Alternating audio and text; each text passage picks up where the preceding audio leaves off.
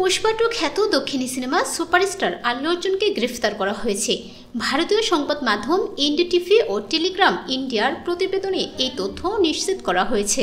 প্রতিবেদনে বলা হয়েছে, গত সপ্তাহে পুষ্পা 2 দ্য রুল সিনেমার প্রিমিয়ারের সময় পদদলিত হয়ে এক নারীর মৃত্যু হয়। এছাড়াও সেদিন গুরুতর আহত হয় ওই নারীর 9 বছর বয়সী ছেলে। এই ঘটনায় হায়দ্রাবাদ পুলিশ 41 বছর বয়সী আল্লু অর্জুনের বিরুদ্ধে মামলা দায়ের করেছিল। এছাড়াও সেই ঘটনায় আল্লু অর্জুনের নিরাপত্তা দল এবং সন্ধ্যা থিয়েটারের ম্যানেজমেন্টের বিরুদ্ধেও মামলা হয়। এই পদদলনের ঘটনায় সংযোগ থাকার অভিযোগে শুক্রবার আল্লু অর্জুনকে গ্রেফতার করা হয়েছে বলে প্রতিবেদনে নিশ্চিত করা হয়েছে।